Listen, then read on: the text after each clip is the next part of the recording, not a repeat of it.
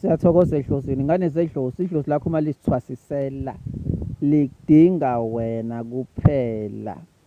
Angithi liyathanda ukuthi ube yi-one. Idlozi elisithwaselayo, angithi linawo lo mkhuba ukuthi likudinga uyi-one ezintweni eziningi nje empilweni yakho, beside into yakamoya likudinga uyi-one.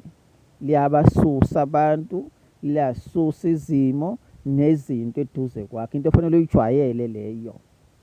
Angithi likudinga uyi-one ngoba fanele uzwe kahle yonke into abayidlulisayo, ngabe ngephupho, ngabe ngesibonakaliso, ngabe ngemicabango, kungabi khona umuntu ozokuphazamisa.